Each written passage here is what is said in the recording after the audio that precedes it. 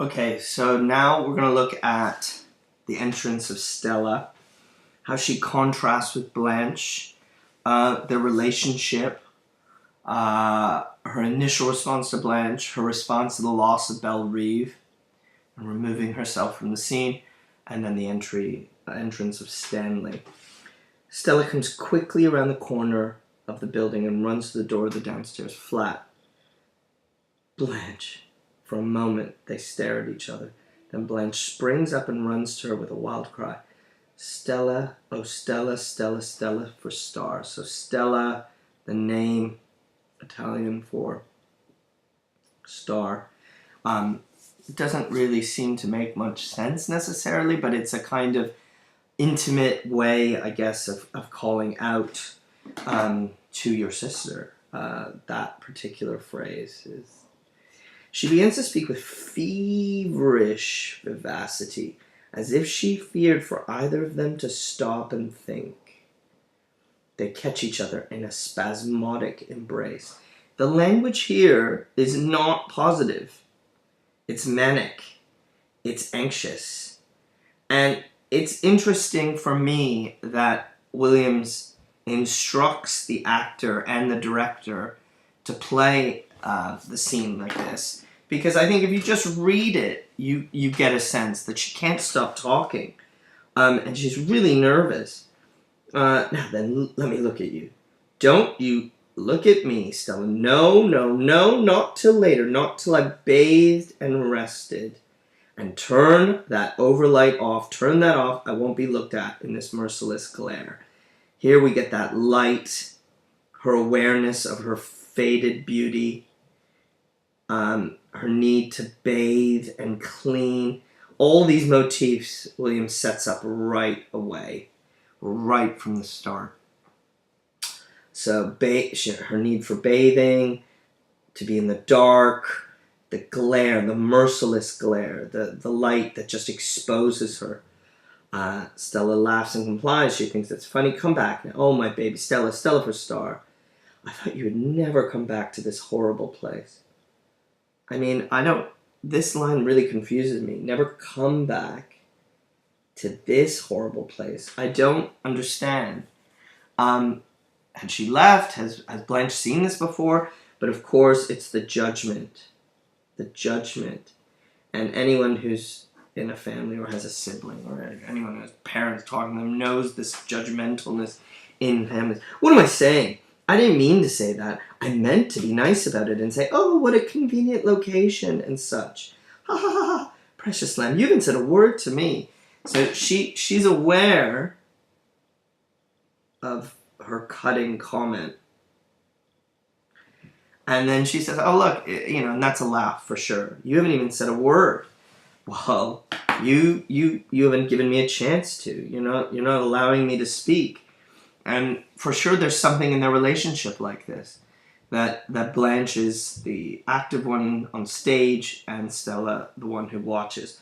Well, you talk. Open your pretty mouth and talk while I look around for some liquor. Now, dramatic irony. We know. We've seen her drink. She's playing a role for her sister. I know you must have some liquor in this place. Where could it be? I wonder. Oh, I spy, I spy. Like almost with, in a kid's game. But that's worrisome, isn't it? That she not only needs a drink, but she's pretending she hasn't had one already. She rushes to the closet and removes the bottle. She's shaking all over and panting for breath as she tries to laugh.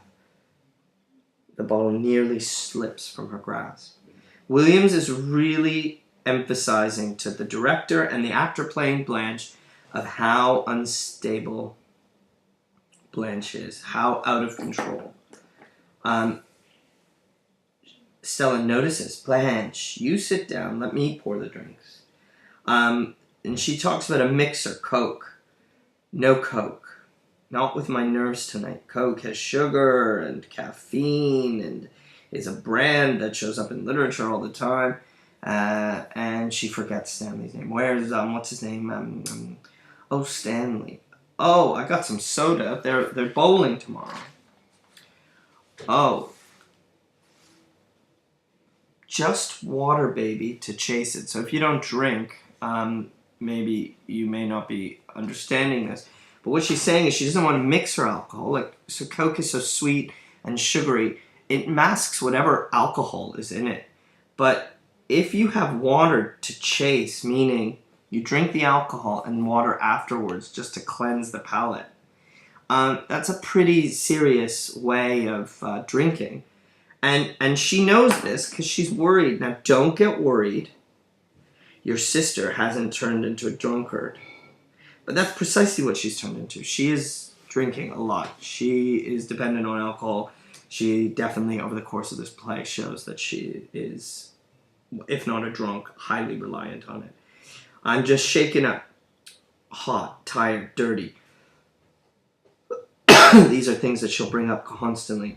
And somehow alcohol bathing makes the dark. They make her feel okay. And then she turns on her and starts criticizing the place. I'm not going to be hypocritical. I'm going to be critical. That's a pun, obviously. If she's not going to pretend she's better than the place, she's going to be downright judgmental. And she says, oh, this is like Edgar Allan Poe, who's the great Gothic horror, kind of prototype of horror American writer. And she's saying, she's almost suggesting that it's haunted or that it's so scary here. No, those are just train tracks that are nearby, she points out. Now, seriously, putting jokes aside, why didn't you tell me? Why didn't you let me know? What? That you live in these conditions. I mean, this judgment is really hardcore and present. Aren't you being a little intense about it? And she is, obviously. It's not like that bad. It's not that bad. New Orleans is like other cities. This has got nothing to do with New Orleans. You might as well say, forgive me. And then she shuts down because she notices Stella's reaction. And so much of this, the strength of this performance here, the relationship, of course, is on both actors. How do both actors read each other's face? It's beyond the language. But of course, Blanche can read people's faces, almost too much to the point of paranoia. So they're just staring at each other. They're trying to find something else to talk about. You're all I've got in the world, and you're not glad to see me. It's pretty dramatic. What? No. You never did give me a chance to say much, Stella says. Again, and so I've just gotten the habit of being quiet around you. So this tells us so much of their past relationship. Again, one is on stage, one is watched. One is the watcher, one is the performer, for sure. Here, I'm just going to press the focus. I don't know if I'm in pure focus. Here we go. Okay, anyway, it's a good habit. And she says, anticipating the elephant in the room about not being at school. So I think you're wondering why I'm here. Did you think I was fired? She's kind of anticipating the narrative. And Stella's like, no, nothing like that. I'm just waiting for you to tell me, volunteer it. And she talks about her nerves breaking, almost at the point of lunacy. She says she's had a breakdown. And she says she couldn't explain everything in the wire. And then this buzzes right through me and feels so good. I mean, that abrupt shift from her nerves to the ease of alcohol says a lot about Blanche. Don't you want another? Another lie. No, one's my limit. And again, that's a gag if played properly by a good actress. The audience is in on it. We don't see this as malicious yet. It's not dark, I would argue. And now they move on to looks. Blanche is vain, needs that attention and worship. You look fine. Oh, you're a liar. Daylight never exposed so total a ruin. I mean, I absolutely love the way Blanche speaks, and it is like this southern imaginary kind of genteel. But you, and she flips it again, you put on weight. You're as plump as a little partridge. And it's so becoming. I think this is very harsh. And anyone who has a family, and you think also specifically of the way women look at each other and the way they talk to one another. I mean, it is true of men as well, but particularly I'd say with weight and women, there's this kind of sensitivity here. Blanche is showing insecurity about her looks and flips it on her really fast. Now, what she doesn't know is that Stella is pregnant, and it is worth thinking about why Stella doesn't say this at this point or share this. It only gets revealed in scene 2. But she does take this demeaning kind of examination from Blanche. Okay, just, you're looking good, just watch around the hips. She's stitching it up a little bit more. And then she really treats her like a kid. You messy child. Oh, you got that pretty lace collar in your hair. Oh, you gotta do a different haircut to accentuate your dainty features. She's fussing over her like a little kid. And again, a break. She's switching topics fast. I don't think by design. I think it's really to emphasize her jitteriness. Oh, so you have a maid, right? No. 2 rooms. It's just 2 rooms? Oh, gosh. And then Blanche doesn't pursue this, and she says, "Oh, you look like a little angel," and then Stella says, "Well, I never had anything like your energy, but that energy is mania, is a kind of hyperactivity. Something's wrong in her nerves. Well, I never had your self-control. I'm gonna take just one little tiny nip more, sort of put a stopper on." So she has one more drink. And the metaphor she uses as if that drink will put a kind of cap on the night.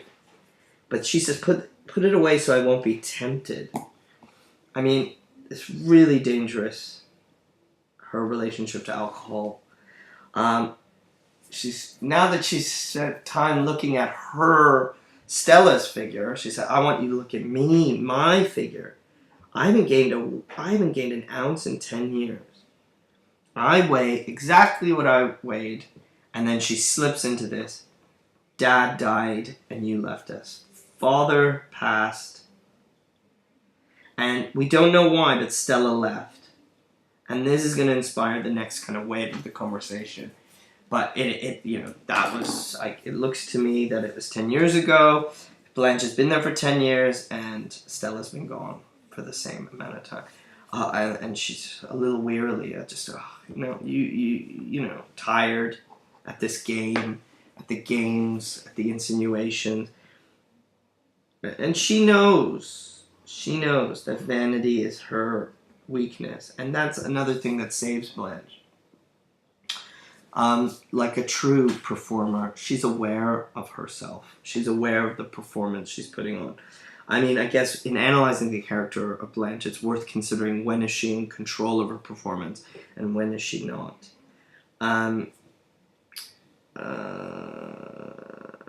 And it looks like my looks are slipping. Her insecurity here, of course. And that's a predominant thing in this play.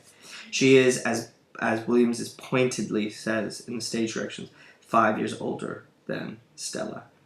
And I think we get into a lot of society's perceptions, the sexism, the expectation on women. What does it mean to be a woman? She's a widow by chance, but, that's another story. But to be an older woman who's not married, without kids, it puts you in an economically precarious position, but it also, how are people seeing you? No. She assures her they haven't, and dutifully, I never noticed that. Her duty is to say, "You're beautiful." She plays the role really well. Now Blanche comes back to this issue. There's only 2 rooms and a bathroom? Is this going to be decent? Is this going to be okay? Um,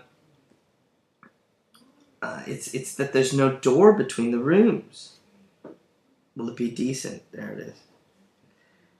Stella then says something really strange, like he's Polish. So I guess in this connection, to be Polish is to suggest that as an immigrant, one is used to things, used to these situations. I guess that's what, or that what is expected is different. I don't know, but that is always a striking line there. Oh yeah, there's something like Irish, but they're not so highbrow. Irish are literary, but anyway, I brought some nice clothes, and Stella comes back and says, "Look, you're not really gonna have much of a chance. Like, it's not like the wider community here. Not what they're used to." I could go through every line of this play. I'm not going to do that. So they talk about the groups. They're mixed. Blanche uses fancy heterogeneous, like mixed types of people. Stella picks up on this types. They're playing their games. They're snobbish games. They're little language games. Look, anyway, I'm going to wear my nice clothes, and I bet you want me to stay in a hotel, but I'm not going to do that. What she doesn't say is she's broke. She has no money. She says, I want to be near you. I want to be with somebody. I can't be alone. Because if you haven't noticed, I'm not well. And that's the crucial. So, she's mentioned her breakdown. What she's not mentioning is she's broke. But what she is saying is something's wrong with her. I don't want to be treated like an in-law. What's he like? She's trying to find out what Stanley is. And now we get we've seen Stanley throw some meat, asking for odds, but now Stella, a different species. He's a different thing altogether. It's really hard to describe someone you're in love with, she says. He was in World War II, and that's where he knows Mitch. And some women are find very attractive. And Stella defends herself. She says, look, I wasn't blinded by the brass. That isn't what it is. Blanche further burrows down. How's he going to respond to me? He doesn't know yet. Why? Why doesn't he know? Is she afraid to tell him? Is she worried about how he's going to take it? It's just really odd. He travels a lot. I'm not clear as to what he does, but his work does take him traveling. And Stella now reveals this amazing, passionate relationship that they have. She can hardly stand when he's away, even for one night. Even for one night. She says she goes wild, and when she comes back, she cries on his lap like a little baby. This is an intense, serious passion they have. One informed by a violent and unusual sex life. I don't know, unusual, I'll say intense. And Blanche says, oh, wow. Now here she's calling it being in love. But later in the play, she just says what they have is just raw desire. And it's attention, as expressed by the title of the play. So, Blanche now shifts grounds here to the thing that she's been concealing, and she's found her strategic moment to bring it up. Okay, so look, you haven't asked me about some things, I haven't asked you about some things, and now we've got to talk about some things. You're going to reproach me, you're going to tell me off, but the thing is, she says, I stayed at Belle Reve and tried to hold it together. And she also says, I'm not trying to reproach you, but the burden, she says, was all on my shoulders. Okay, so Belle Reve was on her. And that was really hard. Stella defends herself. Look, I just need to make my own living. I know. But see, for me, Belle Reve, our past, our legacy, you could translate to, I fought for it, and I bled for it, and I almost died for it. I mean, this is an amazing set of verbs, really. She's really heightening her drama. She's not telling us what happened, but she's saying that she gave everything to that place. And, uh-oh, we're about to find out what's happened to it. And she's like, just stop being so hysterical. Just tell me what's happened. And she says it's lost. And they stare at each other across the yellow checked linoleum of the table. Blanche slowly nods her head. The music of the blue piano grows louder. Blanche touches her handkerchief to her forehead. Stella doesn't understand. How? What are you talking about? How do you lose a place? And then comes Blanche's, one of her first really big, long monologue. I took the blows. In my face and in my body. All of those deaths, the long parade to the graveyard. Father, Mother, Margaret, that dreadful way, so big with it. It couldn't be put in a coffin, but had to be burned like rubbish. You just came for the funerals, Stella. And funerals are pretty compared to deaths. Funerals are quiet, but deaths, not always. Sometimes their breathing is hoarse. Sometimes it rattles. And sometimes they even cry, don't let me go. I mean, the horror she paints of dying. I mean, she's really reliving it. She's aping it. She's playing it up. Even the old sometimes say, don't let me go. I mean, that's horrific, isn't it? That's really scary. And if you were able to stop them, as if you know, death is coming. Quiet funerals, i.e. when Stella comes, it's quiet with pretty flowers. Gorgeous boxes. Unless you were there in the bed when they cried out, hold me, you'd never suspect there was struggle for breath and bleeding. You didn't dream, but I saw. And now she feels so guilty. And she sees her, right? You're telling me with your eyes. Now, here you have to ask, what is Stella feeling? Is this paranoia or real on Blanche's part? I mean, it could be both. I mean, perhaps a mixture. How in hell do you think all that sickness and dying was paid for? Death is expensive, Miss Stella. There's a great line. Because in that word is a memory, I think, of slavery and how Negroes, the black slaves or servants, might refer to them. I think that's a really subtle point. And old cousin Jessie's right after Margaret's hers. Why, the Grim Reaper had put up a tent on our doorstep. Stella, Belle Reve was his headquarters. She's really crescendoing here now. Honey, that's how it slipped through my fingers.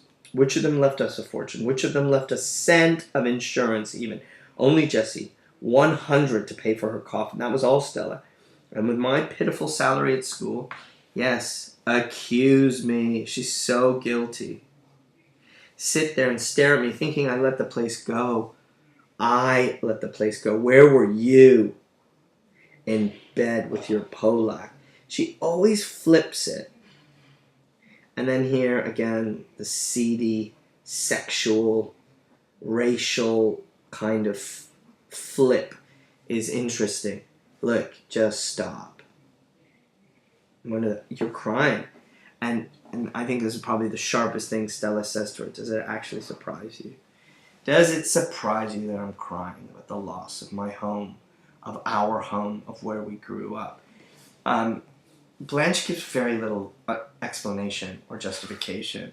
And this is something that sets up everything for scene 2, the conflict between Stanley and Blanche.